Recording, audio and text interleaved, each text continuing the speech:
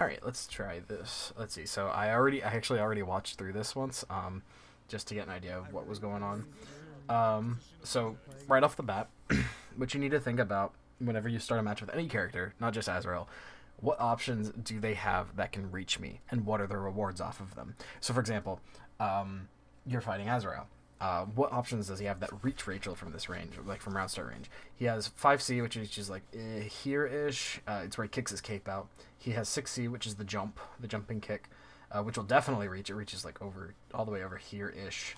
And he has Gustav, which kind of homes. The homing punch, it'll stop wherever you are vertically. So if you're like here and he does Gustav, he'll stop here. But if you're over here, he'll go all the way to you. It reaches most of the screen.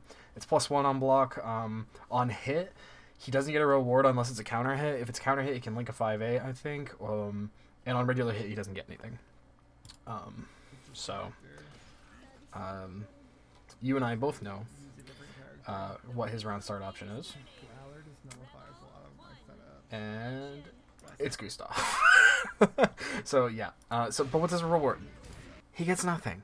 He doesn't even really get Oki. Like he gets a kind of a crappy knockdown on a standing opponent. You'll just be staggered, you know. But he's just very plus on hit. So in that situation, it's like you can make a read. You can do like 5B if you think he's gonna Gustav. That'll counter hit him out of it. You get a combo. If that also beats 6C, it beats... I don't know if it'll beat 5C. I might clash with 5C, but depending on how fast everything is. 5B recovers fairly quickly, but you chose a very passive round start. He chose a very aggressive round start, and that's what happened. Not too uncommon to see. One of my favorite round starts is 236A8D. It creates a projectile. If they don't do anything aggressive, it's still out there and they have to deal with it, and it allows Rachel to get a momentum early on. But anyways, you toss this out. That you just forgot to barrier in the air. That's unfortunate. Just a better timing on the anti-air. I probably would have messed that up myself. Okay, and here you kind of mess up. You run at him, he growlers. Also, early burst. Early burst and BlazBlue are generally not a great idea, especially with Rachel, because if you look here, you lose 100%, you're at 0. When you overdrive, you go to 30. When you burst, you also lose 9,999 active flow points, which basically means for the rest of the round, you're not going to get active flow, which really sucks. Active flow is super good. And Rachel has no reversal whatsoever, even with meter. You have counter assault, but that doesn't really count. Overdrive is her only reversal, and so that's a really big deal when you lose it. Alright, now moving on to this situation. You place George, and he growlers. He's like, you're going to make him zoom in, and I'm going to get 3 free fireballs. And in this situation, you jump, and that sucks. If you had 6B, you would have gotten a really nice combo here, because not only would it be counter hit 6B, you're in the corner, he would have bursted, I guarantee you. Such a weird that's J2C, I think, his dive kick. 6B.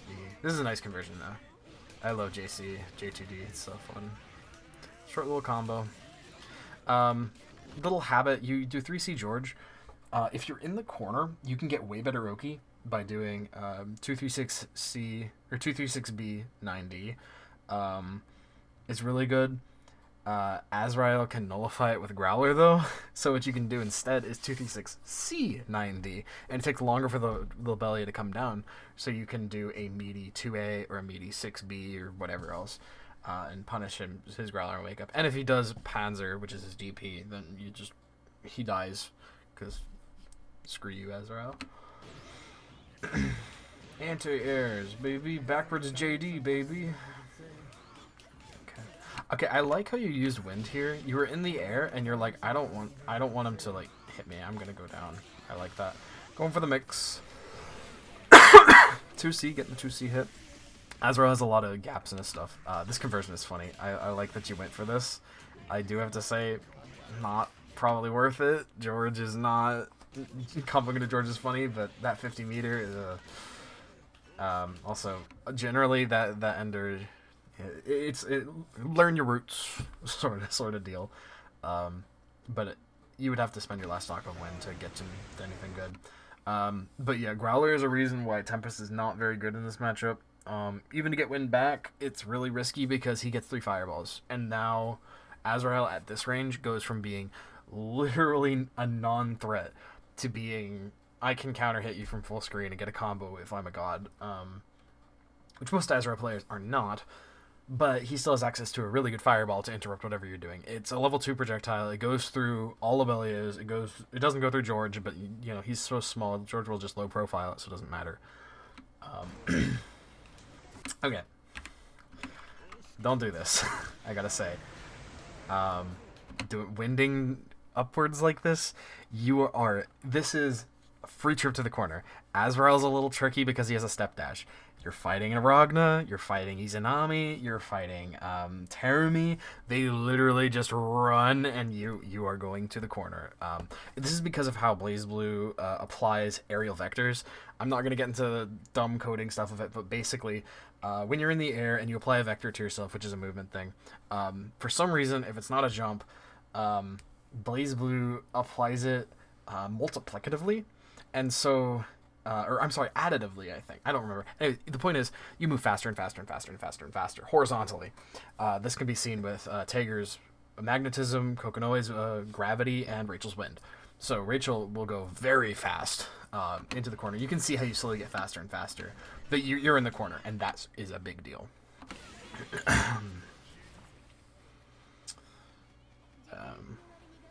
You win, yay. Okay, round start. What's he gonna do? He did Gustav last time. Place your bets. Is he gonna big brain? Is he gonna small brain? We're gonna see. I don't know why he did that. I genuinely don't. Like, you didn't jump towards him last time. Maybe he expected a more offensive round start. Either way, you did IID back. So that's a very passive round start. You might want to mix it up with more offensive round starts sometime. I think in the next one you also IID back. But anyways, JC air to air. You get a nice little combo here. I gotta say, mid screen. This was a nice little extension you got here. Like you spend the rod, but if you get 4B, generally it's better to just do 4B 5cc. 5cc is an amazing ender. It lets you get another Lobelia up. It lets you get George up if you want to. You can convert your rods into Lotus, which is a huge deal. Not so much in this matchup because of Growler. But yeah. In exchange, you get kind of a crappy knockdown. You kind of drop the combo. I think you were trying to do 6-6-4B, but anyways. Doesn't convert off of the Fatal. You place George and use it as an in. That's a good recognition. There's certain points with Rachel where it's like you recognize it's time for me to flip the switch. I need to go from being very defensive to being very offensive, and you recognize this is definitely one of those points where you force the opponent to block Lotus, you force them to block George, stuff like that. That's a very good point to go in. I haven't noticed. I don't think you ever went for the instant overhead here. I think you tried to do it once and you accidentally got like air Lobelia for some reason. But this guy's blocking low. Smack him on the dome. Get that overhead. Get that fat, like 1.7k mid screen. Yeah. Slide knockdown though. Okay, and this is very important. This right here, extremely punishable. It's so punishable. It's punishable on hit. So I'm pretty sure Azrael at this point could get a 5B punish, which is a pretty big deal, especially because Azrael hurts a lot. So that's something to keep in mind. 3C on the other hand, the little spinny thing you were doing, 3C is -2, which means that you lose your turn, but you don't get punished. You can also mash backdash, or if you want to be really stupid like I am, you can do 3C and then mash 2C after it because it's a frame trap. I hit Beta Dude with that. I'm very proud of that. He rolled his eyes. I was like, hell yeah, I'm a god, and then he killed me. Anyways, yeah, punish your backdash there. Just something to be mindful. He got a really nice conversion off of this too, I'm gonna say. So yeah, if you see the opponent in the air backdashing, winded backdash might have gotten away. Winded backdash would have been harder to punch because you would have gone flying even if you got hit. He gets knocked down, and then you delay your wake up by quite a bit, and I'm not entirely sure why. Let me go back. Might be just matchup inexperience. Generally speaking, delay tech is very good, but you do get out of the situation. So You have the mindset to, you're like, opponent is in the air, I am going to press 6A. That's a good mindset to have. 6A is really freaking good. And then you jump here. I'm trying to think why. A bad habit I have myself is I see the opponent run at me. I'm like, I need to be in the air. I need to be in the air. I gotta get out. I gotta run. Despite being hit, I like your use of 2D there. Being really high in the air can be very dangerous because the opponent can take action and you can't see what they're doing. That can include just dashing, moving around, repositioning, jumping up to meet you. Like, you got hit by this, like, was it 6B, I think? You got hit by something up here. No, that's 2D. And it's like, yeah, that sucks. And he gets a nice little conversion because of marks. It's such a freaking jank 6B. Also, I just want to point out, this man rapided Gustav and then did 5D. Mad Lad. He spent 100 meter on rapid like that. Crazy, crazy. Oh my god. I don't blame you though. Guess monkey brain. Okay, here he hits you standing, so you can see it's like that stagger, but you recover in time. He doesn't get a combo. Actually, I think on regular hit he might be able to link a 5A. I'm not sure. Either way, the reward isn't that great. Failed extension, that happens. I think you just forgot to. You got hit doing something. You did something here. I think that's the startup of a Lobelia because Nago's face. No, that's proximity blocking. So you might have. I don't see a. It looks like you were double jumping, so maybe you're double jumping straight up and just couldn't block in time. Another pretty good conversion, gets that knocked out. And again, here, you're on the ground, and you just sit here for a long time, and then you roll. Rolling is generally pretty dangerous, but you got out, and then you burst. Okay, I gotta say, this is either, like, just complete monkey brain, or, like, this guy's a genius. I think he just saw, like, oh god, he's going to punish me for going for Gustav here. I'm going to DP. And it worked. I assume you were going to you were trying to punish him here. Although it wasn't counter hit, so I don't know. Either way, it's funny. I like that. I liked his mindset there. Okay, you're starting to use 2C a lot because Azrael has a lot of gaps in his pressure.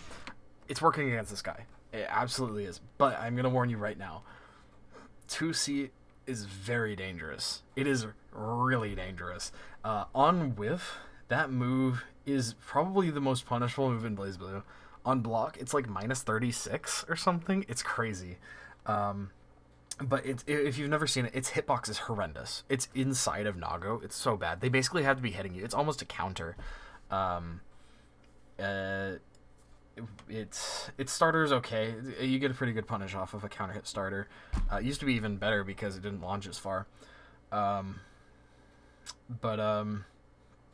It's hard. In those situations, I would say most of the time mashing 2A is better because 2A recovers faster. It's safer on block.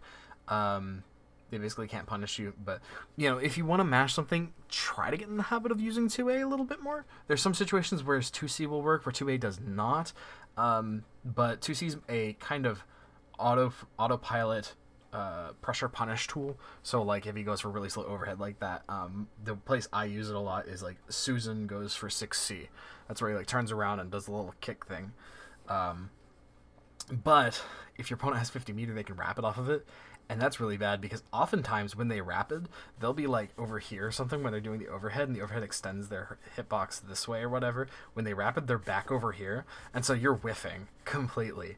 And you because you whiffed, you can't rapid cancel. And that's a big deal because you can't get out of the situation.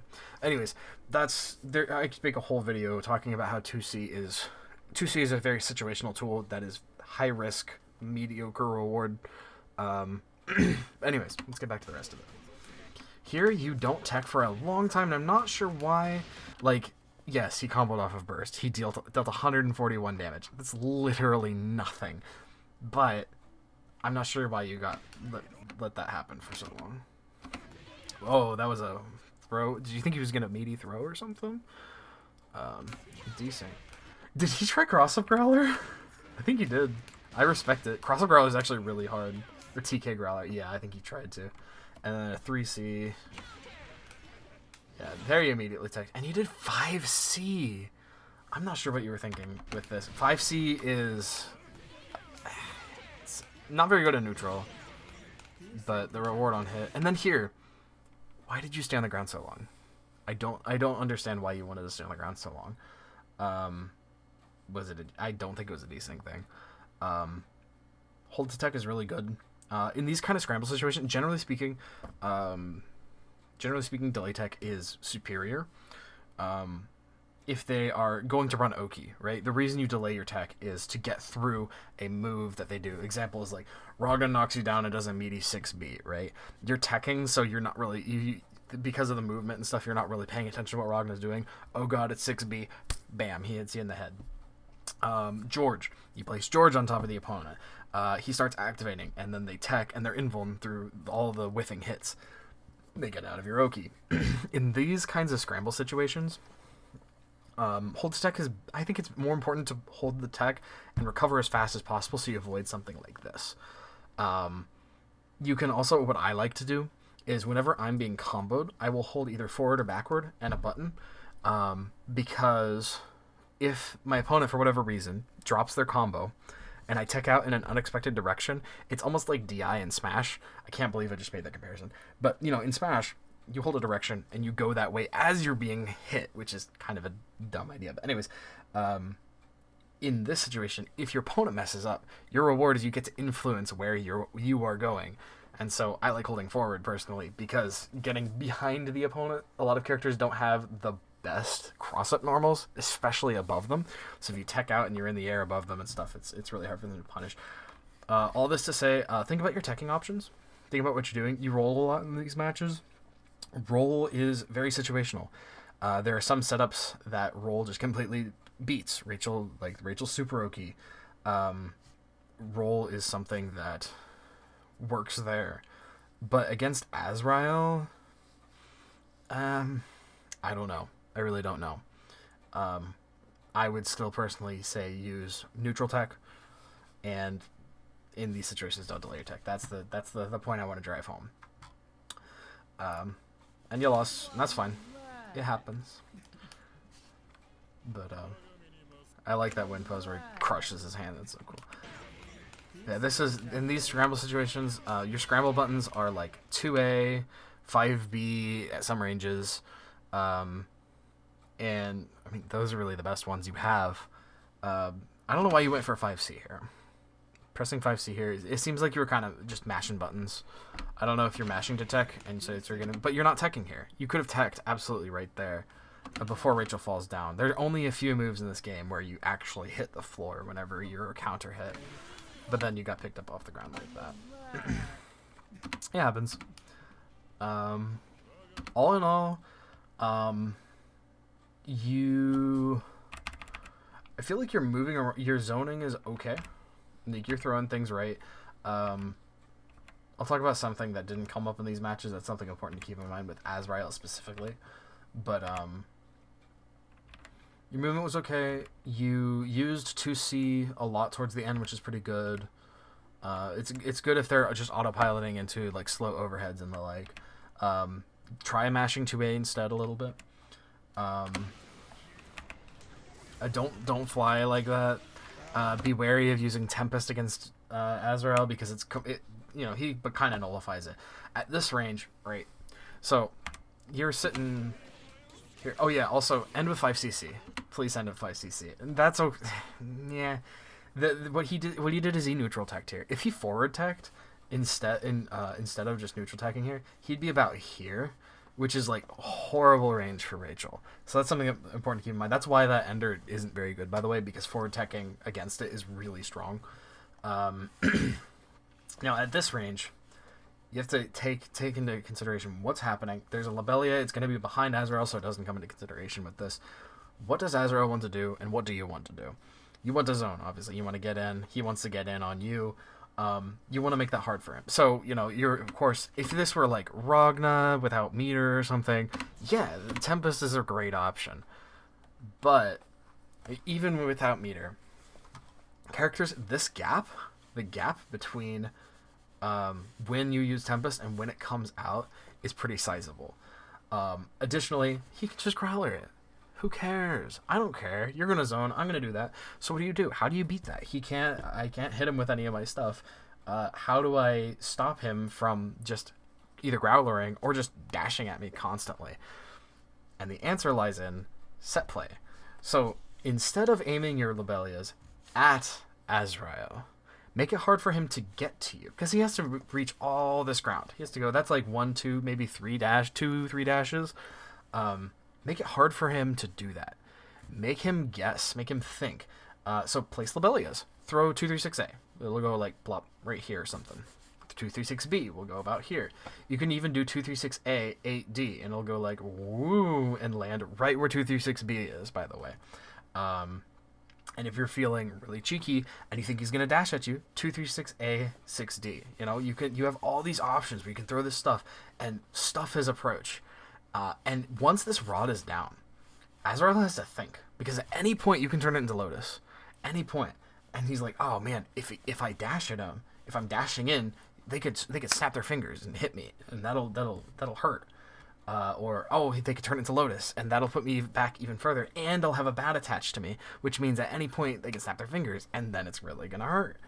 And alternatively, if I go in and I Growler, then Rachel can run up in 6B. Growler has to be stuck in this animation for a specific amount of time before you can cancel it into something else. So you can go up in 6B. Growler's good. It's really good. It's the only thing in the game that actually removes Lobelias from the screen, which is crazy. But if you don't aim at Azrael, he's not your target. The floor is your target. You have to keep in mind that those rods never go away, and that's insane. I think Rachel is the only instance of permanent set play in fighting games, and that's really strong. It's really strong, and it makes it this really fun game of chicken between Rachel and Azrael. It's like, I'm going to dash at you, and then I'm going to walk backwards a little bit. I'm going to dash at you. Oh, I'm going to dash twice. Oh, boom, boom. I'm going in, and then you 6B, and he's like, oh, I blocked it. Haha. But if he blocks it, you're still at an advantage, and you get to start your turn. So it's this cool... it's fun for Rachel, but I don't know if it's fun for Azrael. I fought some Azraels who are like, yeah, I like the matchup. It's fun as long as there's that back and forth. And that's the neutral game between Rachel and Azrael is very, very weird and very fun. And once you get to that position where you can create this space and force Azrael to slow his game plan down and mitigate risk reward by dashing versus growlering versus jumping, which isn't very good, by the way. If he ever jumps at you, why would you do that? He loses a ton of options when he goes airborne. That's my favorite part of the matchup, and I didn't see that a ton here. This is the only instance like this spacing, when you get to that spacing, and you get this spacing a lot more if you get the 5cc knockdown. But like right here, you look at this, right? Even after Tempest, you Tempest here. Look at all this space. Look at this luscious space. Who can do things at this range? Azrael has a couple of fireballs. I think he only blocked 2 projectiles and then canceled it into block for some reason. I don't know why he did that. But he has some fireballs. But like, who's at advantage? Who's at advantage? You get to play the Tager has Spark Bolt up. I can stay over here. You can move like crazy, and he can react to you with fireballs now, and then move in. But like, you give up all this space. You jump and you give up all this space. It's crazy. You're a zoner, and like, yeah, you got the hit, but you have to keep in mind. Actually, he only got 1 fireball. So what you can do here is you can jump around a little bit and like play chicken again. Be like, oh, I want you to spend that fireball. I know you have a fireball. You know you have a fireball. I know you have a fireball. We're gonna play this game. We're gonna go back and forth. That's the fun part of this matchup, and so you have to keep that in mind. It's all about controlling where Azrael can go, and understanding who can do what when. And I know that's kind of vague, but But like in this exact situation, it's like Azrael can't really. He can do something now. He has a fireball now. But before that, you had huge advantage, and throwing that away like that is really hard. And then you do this. I think that this is your biggest mistake in the entire set. And you even won this one, because you go past here, you go so high up, and you go into the corner. If Azrael had, like, you zapped him, yeah, but if he had blocked that, you'd be in a really bad spot, really bad. And that's a good habit to break early on, I think. Winding yourself into the top corner of the screen, it's funny, but if your opponent knows how to deal with it and has a decent anti-air. Also, something worth noting, if you block this, that has landing recovery, and so he could have punished you for it. I say could have, oh my gosh, but like, you know, little scramble situation, if I beat him. Ultimately, not too bad. I can tell that you're newer, but you know stuff. You're moving around, you're experimenting. You know how to use 6A, that's really good. 2C, again, I already talked about that. And, yeah. Azrael is a toughie. He's very popular. At least he was. I actually haven't played a lot online, so I'm not sure. But the classic Azrael or classic net play characters are Azrael and Susan. Anyways, I hope this helped you. It's kind of long-winded, but I hope that there's some good tidbits in there. Actual summary this time. You know, stand your ground, but don't abandon your ground. Right? Don't wind into the corner. And try mashing with 2A instead of 2C. It works here, but if you run into a player who can bait it or starts like doing, if you run into a player who starts baiting it, if you do 2C, you die. If you do 2A, you might be able to even take your turn back because they're blocking. They have to block that 2A, or you know it whiffs and then they force you to block something else. But it's way safer than doing 2C. But yeah. I hope that helps. If you have any more questions, please let me know. I am probably not going to be available tonight because I'm going to locals myself. But yeah, I mean, I'll probably be on. I'll probably answer your questions on the Discord. But let me know. Thanks. And yes.